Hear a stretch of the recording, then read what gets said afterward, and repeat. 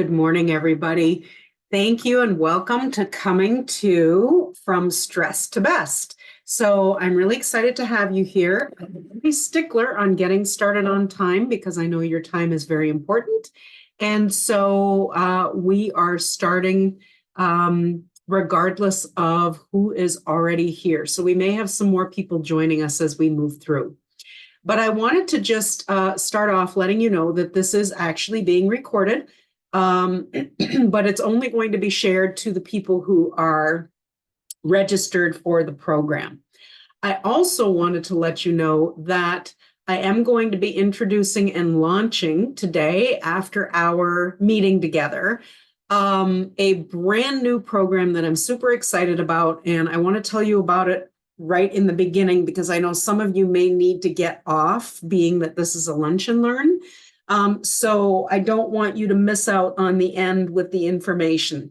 So it's called Stress Less for a Healthier You. It is a 4-week program with the first week being a prep week. And it is all about helping you move through nutrition, mindfulness, and then physical aspects of helping you de-stress. And so it's a really great program. It's very, very moderately priced. It's $87 for all 4 weeks. You do have live chat with me or semi-live chat with me and with the rest of the people who sign up. And because you registered for this program, you will be getting a 10% discount on top of the low price already of $87. And now I sound like some kind of a commercial for the low price of. Anyway, but I just wanted to tell you about that in the beginning. There is a link in the chat that you can access the program with.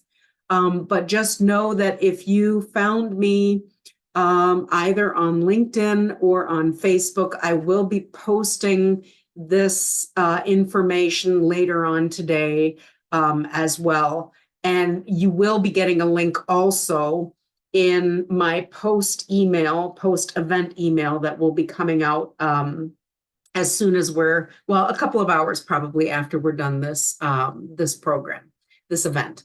So I wanted to thank you for being here. I hope you can see the information. Looks like people can. Good. And I am working with 3 screens. So if I kind of look over this way or look over that way, it's because I am working with 3 screens. But I'm right here for you. So thanks so much for being here. I do want to encourage you, if you feel like you have somebody that you know that you care about who has a lot of stress in their life, please feel free to share this information.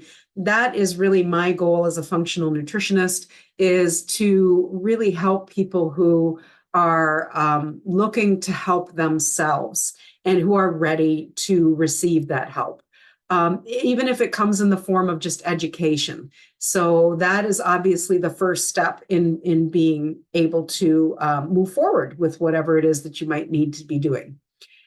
So what I want to do is leave you today with some tools. I want to share this information definitely with a little bit of humor and levity.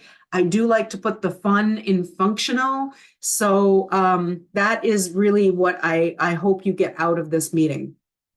We're going to cover why your body feels stressed the way it might feel it, how, and then how you struggle around the stressors, and then what you can do about it. And really, I am going to be sharing also some more detailed information on insulin resistance and how that is all affected by the cascade of chronic stress. But I don't want to get lost in that piece. There are a few pieces that I feel are foundational that are more important for you to be able to take away. And I will share those with you as we go through them. Okay, let me just make sure, because it's just me, let me just make sure, and obviously you who are here, I just want to make sure that there's not anybody else who is trying to get in. So let me just see here real quick.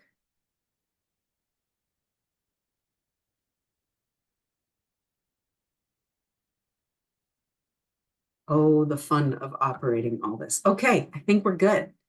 All right, so let's move forward. The legal stuff, you can read through that. I will be sharing a recording, as I said, the recording of this meeting with you. So you can read through that. The big piece with this is I am a board certified functional nutritionist and a board certified health and life coach. I am not a medical professional, and so licensed medical professional. And so it's very important for me to share that using this information that I'm going to share with you, I do not want you to make any medical decisions or decisions on your behalf that require a licensed medical professional. So this in no way should be used in place of that. All right, onward. So I am sharing a couple of things here, chew or be chewed. So you want to get into one of these boxes, either the little chewy box where the dog and cat are sitting in, or hopefully not the one where you're trying to chew out of. But let me just share with you, and I apologize. Let me goodness, shut off my phone. Usually I have that all done already, and I didn't. There we go. Okay. Sorry. So, oftentimes when we're stressed, we might go off the deep end with our stress until that stress is resolved. And we oftentimes don't realize how much energy it actually takes for us to kind of go off the deep end with our stress. So if you think about it, this is kind of my little comparison. How many of you have bought a toy for a child or a pet, and then that expensive toy or the toy that you bought, you put a lot of thought into it. Maybe there was some stress that came with it, especially if it was during holiday time and you were purchasing that toy for a child and it was a popular toy. Anyway, so there was some stress around getting that toy. But as soon as the child or the animal unpacked the toy, they were more interested in playing in the box that it came in as opposed to the actual toy. And so I'm using that example because a lot of times we put a lot of unnecessary stress into our lives and we're not even aware of it. So for example, getting that perfect toy for either the animal or for the human, we can oftentimes put a lot of stress on ourselves doing that. So having awareness for when we might be faced with certain stressors is one of the first steps in making a positive change. And that is one of the things I want you to walk away with, is that having awareness for just when do you start to get stressed before you go off the deep end, before it manifests into something worse. If you can start to understand when you start to become stressed and be aware of that, you can already nip it in the bud so much better than if you try to mitigate the stress once you're already kind of in that rotation, if you will. So we can choose which box we want to be in. Do we want to be in the chewed box where we're trying to chew our way out? Or do we want to be in the box where, we can just literally be playing with the box? So here's a couple of thoughts about why we may be struggling with stress. So what's really important to understand is our daily experience with stress is not linear. It's very much in an up and down pattern. So it gets really bad and then it decreases and it's okay. So ebb and flow. So why do we respond negatively to things? So one of the things that oftentimes from a mental emotional perspective has us respond negatively is when we are out of balance and when we've lost sight of what we call our soul desires.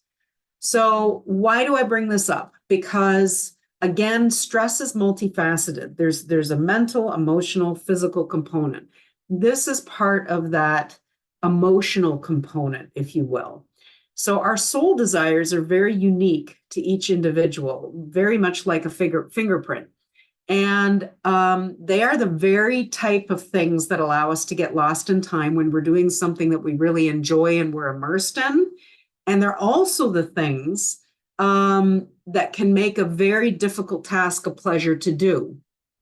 So if you think about it, like one of mine, for example, is freedom. And the way that I define freedom is choices, having all kinds of different choices. Now, you might take the word freedom, have it be one of your soul desires, but you might define it very differently. And so what's really important for us to know is, what are those soul desires? What are those things that really help us be in the flow and be happy and be content and be calm and de-stressed? Because once we know what those things are, those soul desires, then even when we're in a situation that does cause us to become more stressed, we can actually turn to those soul desires and make that stressful situation one that is much more in alignment with things that ground us and that help us to stay calm. And so that's a big piece in, again, this awareness. You have to be aware first. When are you starting to get stressed? And then can you insert or implement or use your soul desires to make that situation work for you as opposed to against you? So another big piece is that your stress response doesn't function in isolation. So in other words, there's many different factors that contribute to how the dominoes in a stress response may actually fall. And we're going to talk about those in something called wellness factors, which I'll talk about here in a couple of other slides. But consider the power in your house for an example here. So you have a main breaker that turns the power on and off to the house, right? But you also have multiple levels of what we might call site-specific control as well. So a light switch, right? So when we have our houses as we normally do, that we recognize, that light switch will turn on and off a light in a particular room. We don't, for example, have to turn off the main breaker every single time we walk in and out of a room and want the light on or off. If we didn't have that switch type control in every room, you would have to turn the main power breaker on and off to actually make those lights go on and off as you move from room to room. And so your stress response in your body is very much like that. So you cannot, with a main breaker, turn that on and off all the time.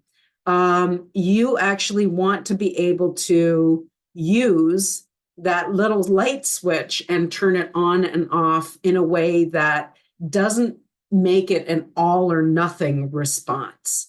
And so when your body systems are out of balance, as you'll see in the example with the insulin resistance that I share, sometimes then we're forced to use that main switch where we're actually turning things on and off. So this might make a little bit more sense when we get to those slides here coming up. So how does stress affect you? So we covered a little bit of why. How does stress affect you? So each situation for stress is going to be unique, and you're going to have a unique stress response to the stressor. So if you have, let's say, somebody who, I think everybody can relate to this, somebody who cuts you off while you're driving on the road, you may have a visceral response where you're like, or any of those things. But one day you might respond very differently than you do another day. So one day you might respond very strongly, and then the other day you might respond like, meh, it's not a big deal. So your response is going to depend on what your current state is, and you have control over that current state. So the way that we have control over that current state with all of our different body systems is that it might depend on whether you got enough sleep that night, whether you ate the right foods, whether you're hangry, whether with the right foods you fueled your body so that you don't have that big response. But again, each person is going to respond very differently to a stressor. So I'm going to use another example here. Take a box of a litter of puppies. So is anybody feeling a little less stressed at this time, just thinking about the puppies? But when we introduce a new thing, such as, let's say, a cat to this box of puppies, and the cat is tolerant of the puppies. But so let's say we introduce the cat to the puppies. One of the puppies in the litter might run and hide. Another one might approach the cat with curiosity. One could play with even the cat. So there's all these different responses, and we're no different when we respond to a stressor. So when we're true to ourselves and when we have what we call good boundaries that keep us safe, the stress that we might experience is really minimal, and we might become that curious puppy. But if we don't have good boundaries, if we feel that we're being forced to do something, if we're uncomfortable with it, if we're not like honoring our soul desires, like I talked about before, then we might become much more stressed in the situation at hand. And really, that's going to depend again on what your current state is. So if we think about a physiological stress or response to stress, so how our bodies respond, it might literally be with holding our breath or actually breathing very quickly, our heart beating very quickly, being lightheaded, sweating, needing to go to the bathroom frequently, dry mouth, irritability, lack of patience. Again, we talked about some of that already, an explosive outburst, things like that. So the ones that we might not associate directly as a stress response from a physiological standpoint are some of the things I shared on some of my posts on social. And that's things like weight loss resistance, digestive issues like constipation or diarrhea or IBS, low energy, anxiety, depression, sleep disturbances of all kinds of different things, chronic pain or achiness, even things like brain fog or memory issues. All of those are actually physiological responses to stress.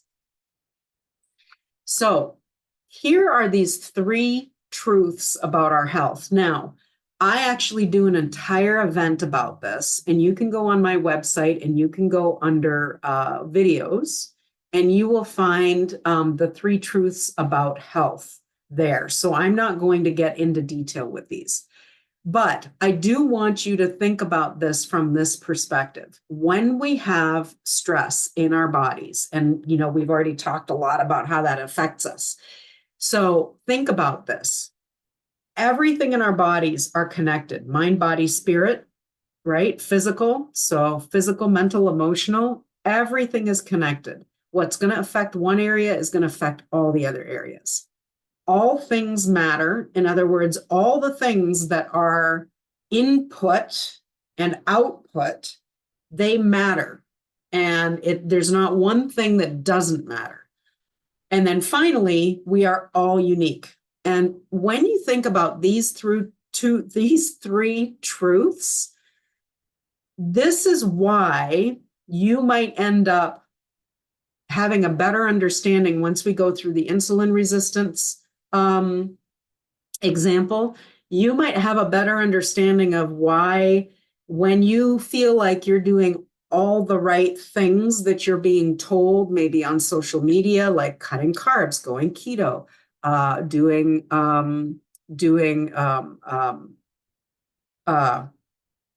my gosh, I've lost the term for it.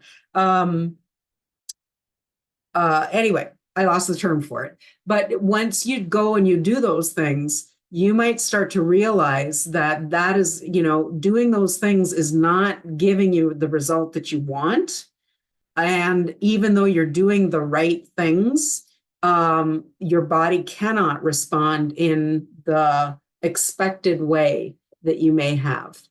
So I think that's really a huge piece of understanding why one size does not fit all and why there is your unique root cause to your challenges and not anybody else's. So let's explore. All right, this is all about the why. These are the 8 wellness factors, and this is how everything is connected. Now, when I work with somebody, and let me back up a little bit here. Under emotional, this bubble emotional, that's where stress would be put. And so when I work with somebody, we go through something similar to this. But what I want you to be able to take away from this slide and this whole concept, so this is one of those concepts, like the being aware of when you're getting stressed, so you can catch it before it grows to something that you don't want it to grow to. This is another concept that I would like for you to be able to take away. So when you have, let's say you're working on your emotional bubble and, well, again, sorry, I keep getting ahead of myself. Most of the time, what we try to do is we try to work on all 8 of these things, or maybe 6, something like that at the same time. And when we do, it becomes very, very overwhelming. And so when we do that with the overwhelm, this is where many people quit, where they start and stop quite frequently, where they keep looking for the magic bullet or the magic cure, where they're looking for the quick fix, all of those things. Hang on, I need to let somebody in. Okay. And so what happens when we are in this place is that we lose sight of the fact that we could just work on one of these areas. And as we work on that one area, it's actually going to impact all the other areas, because remember, everything is connected, the first truth. So for example, with stress, and again, I'm going to show this in much more detail when we go through insulin resistance. So as we work on the stressors that you may have, it's also going to impact how you eat. I think we're all familiar with that. How you feel physically, how you're sleeping. And again, all of these different things come into play. So that's how I really want you to be able to take away that everything is connected, and really importantly, that as you're working on just one of these areas, that you are going to improve the other areas as well. So you can get rid of that overwhelm of trying to work on all 8 of the wellness factors at once. Okay, so this busy little slide with the busy little anatomy, basically, what this is all about insulin resistance. So this is where we are talking about the second truth, which is all things matter. And this is the how. How are you affected? And how are you struggling with the certain things that are causing you to be more stressed? So I'm kind of going to do something a little bit different here from how I've regularly done this this event. But what I want you to take a look at is these first 3 areas in the body. So in the first 3, we've got pineal gland, pituitary gland, and hypothalamus. These are all in the brain. And all of these different organ systems here that are plus more, but I just put these ones in here. All of these different organ systems are ones that have a hormone gland response. So in other words, these glands produce certain hormones. And they are some of the hormones that you might think of, like estrogen and cortisol and adrenaline and that sort of thing. But there's other hormones that are produced too. And this is where the all things matter come in. Because as we affect one, we affect the other. And when we have stress, in this whole endocrine system and with all of these different glands, the body can no longer respond the way that those systems and glands were created to respond. And so, for instance, there's certain things like your adrenal glands, which are on top, they sit on top of your kidneys here, and they are the ones that respond to stress. Again, we're going to talk about this here in a little bit more detail in a second, but they actually get bigger when you have a lot of stress because they are trying really hard to manage some of that stress, but they can't. And if you have chronic stress, it makes it even worse, again, which we'll get into in a minute. There's other glands that will actually shrink. And so then they no longer can do what they need to do insofar as produce hormones and be in that cascade that keeps you healthy and helps you actually to mitigate stress. Then there's some other body systems that I don't have pictured here, but there's detoxification systems like the liver. There's your immune system is all intricately connected into this. So especially if you have more seasonal allergies or allergies, food sensitivities, that type, you tend to catch colds or flus a lot. That's all part and parcel with how the immune system is reacting to this chronic stress. Something that we cannot say, cannot not talk about, basically, double negative there, is your digestive system and your microbiome. So when you are stressed, let's just say that you cannot digest properly. There's all kinds of things in your digestive system from a foundational perspective, like how much hydrochloric acid is in the stomach. All of those things change when you have stress, and certainly when you have chronic stress, because of the way that your stress system works. And again, we'll talk about that in a second. Your microbiome also is affected because it's not going to be able to hold the positive, the good bacteria and pathogens, and it's going to get overrun by ones that you don't want to have overrun in your system. And all of this, of course, affects sleep. So, and then sleep affects that. So again, all connected, right? So we'll move into that here. So let's talk very quickly. And this is a very high level talk about insulin resistance. So it's very pared down. And I'm going to be using some words called glycogen and glucose. Hopefully, I'm not going to lose you in part of this explanation, but apparently I can't even say the word explanation, but hopefully I'm not going to lose you in the explanation here. But this will kind of bring together everything that we've been talking about so far. So the ability to metabolize glucose is vital to our health. And we get glucose, remember, from our foods, right?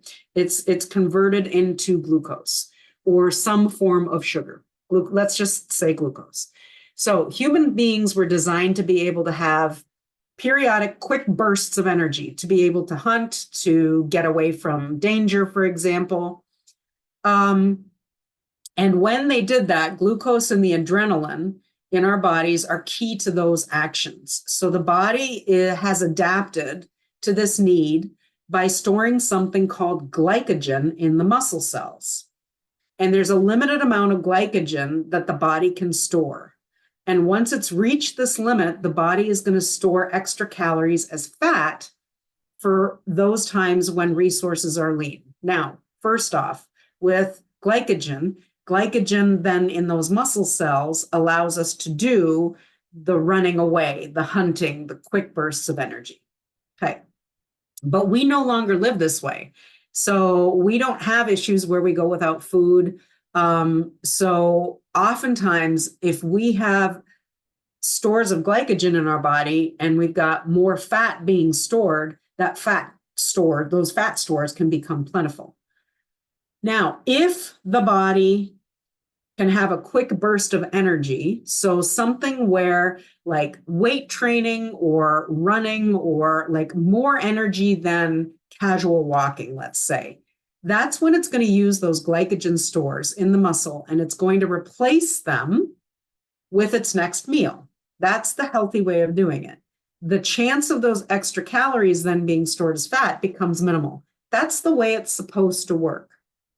But if there's no burst of energy, or if you have a life of chronic stress that includes things like decreased activity, poor nutrition, all of those things, remember all those factors, the muscles then that are full of glycogen, they're going to allow, instead of the glucose being turned into glycogen because the body, those muscle cells don't need extra glycogen, they're going to allow the glucose to stack up in the bloodstream. And then the body's pancreas is going to say, I need to shoot more insulin out there to deal with that glucose.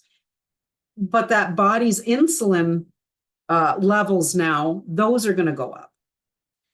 So because the glucose can't get into the muscle cells, the receptors on the surface of those muscle cells become insensitive to insulin. So in other words, they close the receptor, they close the door to not allow the insulin in. And then the body produces more insulin because there's more glucose in the bloodstream in circulation. And now that means it's this vicious cycle. There's these large amounts of circulating glucose and insulin, and the body is trying really hard to level out the glucose with more insulin, but then there's more insulin, and so more glucose is actually being thrown in there as well. So the glucose ends up getting, that excess gets transported to the liver, and that is where, in the face of these high insulin levels, it actually starts to attach to something called a fatty acid. And all the future carbohydrate ingestion now that you do, that's partitioned exclusively to fat storage, now what happens is that those carbohydrates are all being turned into fat. And that's why at this point you could eat healthy carbohydrates and still be gaining fat. So when you eat those healthy carbohydrates, they're still getting turned into glucose. But remember, there's already too much glucose and insulin going on in your body. It's totally unbalanced. And so the body's only resort at this point is to take pretty much anything that is brought into the body and turn it into fat, because it no longer can turn it into glucose. That's too much in the blood. So now, if you also have chronic stress on top of this, your body is tired from constantly pumping out smaller but continued amounts of adrenaline to combat that stress into the system. And so when it comes time now for a big push of adrenaline, so now you do have to have some way to get out of the way of danger, let's say. Now those adrenal glands, there's nothing left of them, and they can't even do that. They can't pump out enough adrenaline to basically get you away. This is where people start to feel completely exhausted, even when their response should be one where they can move into action. They literally cannot. Their exhaustion is so complete that, and there is no help from those adrenal glands and that adrenaline, where they just cannot respond properly to that stress. So you can see that anything in this whole piece with insulin resistance and then how your body is trying to respond to any stressors, that when you have chronic stress, this is why you can't lose weight. This is why all the foods that you're eating are turning into fat, even when they're good ones.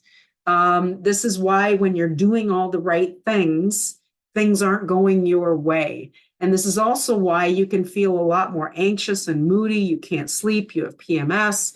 You are quick to anger, all of those things.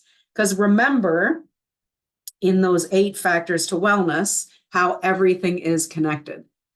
So once the body comes back into balance, literally everything shifts, and the glucose and the insulin that were once way too high in the bloodstream no longer are. They're doing what they're supposed to be doing as far as being converted into glycogen for energy. All of these things then basically revert, and your pancreas is happy again. All of the liver is happy again. All of the things that were going wrong, if you will, are now going right. But none of this can happen if you are in a chronic stressed state. So in order to be able to move from that chronic stressed state, you have to be able to start with that piece and help your body systems come back to normal. And so this is where we want to be able to do what I call turning insulin resistance on its head. So when you pick one of those 8 wellness factors that we were looking at, and let's just say you pick the emotional one, since we're talking about stress, and you start working on that one area, remember that by improving that one area, you're going to improve the others. So for example, if you start working on stress, remember how stress causes issues with the digestive system. Well, now the nutrition factor that you're taking in, that's going to improve because your digestive process is going to improve too. And so same with your physical aspect. Now you'll have, because your digestion is working better and your glycogen stores are being used and then replenished and used and then replenished, and the fat stores are no longer adding in. You might even start to be using some of those fat stores as your body is healing and, again, rebalancing. And so that physical part of that factor in those 8 factors, now you're able to physically do things because you actually have the energy to do them. So that's one of the big pieces where a quick fix does not work, because this is where we are all unique, that third truth. So what can you do about your stress? So there's several things that I have here. Number one, you can ask for help. You don't have to hold the burden yourself. Many people are very good at giving, but they have a really hard time receiving. So receiving graciously, practicing kindness and gratitude, these are all things that are actually quite simple in thought, but often not easy for certain people to do. And again, that's where the uniqueness of every individual comes in. You can also release expectations, and you can reframe them into any of the things we just talked about: asking for help, receiving, kindness and gratitude. Expectation in anything is the thief of progress, because when you have an expectation and it's not met, then you're not happy. Box breathing, that's something you can look up, but basically I have a little diagram here on the right-hand side to show you how to do box breathing. There's something else you can do. Humming or singing helps to stimulate what's called your vagus nerve, which is the connector between your brain and your gut. And when you do that, it really helps to calm the whole system. So something as simple as humming. And then there's some other things you can do as well, but I'm just kind of looking here at the time we're going over. So I want to make sure that you are able to move forward as promised. So strategic approach, we looked at the 3 truths. Everything is connected. All things matter. We are all unique. We also looked at awareness. Remember, that was another big piece I wanted you to take away. But if the 2 things are that you take away these 2 things today, which are just become aware of when you start to become stressed, and then do one of these other things: hum, do your box breathing, be receiving with gratitude, with kindness. Those types of things we can do anywhere, anytime.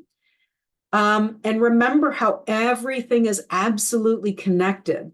in how we move forward with what we're doing. And all we need to do is focus on one area at a time so as not to overwhelm ourselves. Whoops, sorry. Getting a little trigger happy here with my finger. Okay. So if you have any questions, please share it on the chat. But otherwise, what I would encourage you to do is, if you haven't done one before, consider doing either a discovery session with me, or also if you go to my website, which is just forwardandupwellness.com, you can also now do an assessment. It's a 2-minute assessment. There's, I think, like 8 questions, very quick, and it takes you to some really good resources, regardless of how you answer the questions. But it does give you an idea of what would be good for you to do to move forward. And then also, here's what I promised to share with you. I have a new program that is going out. It is $87 for the entire program. The program is online. It's a 4-week total program. And I do see I've got a couple of people here who are clients of mine. If you are a client already, you will be getting access to that program at no cost. So that's awesome for you. But if you are not a client, when you get the link that I'm going to share with you here after we're done, you will get 10% off this program. And the program is very moderately priced. It's $87 for all 4 weeks. You'll get 10% off of that. So that'll bring it to under $80. And I think it's something that you'll really enjoy, because we'll be going through how stress is affected by nutrition, mindfulness and meditation, and then also movement, so the physical part of things. So I really hope that you enjoy that. If you have any questions, again, we've gone over a little bit, so I'm going to go ahead and go ahead and shut us down here for a sec. But if you have any questions, please feel free to reach out to me. You can reach out to me via email, or just go to my website. There's all kinds of resources there, as well as a link under Contact Me, in order to be able to reach me. So I hope you've enjoyed this event today, from stress to best. And I do hope that you take advantage of Stress Less for a Healthier You after hearing what we've been talking about. All right. Thank you, everyone. I really appreciate you being here. And I'm just going to go ahead and stop the recording.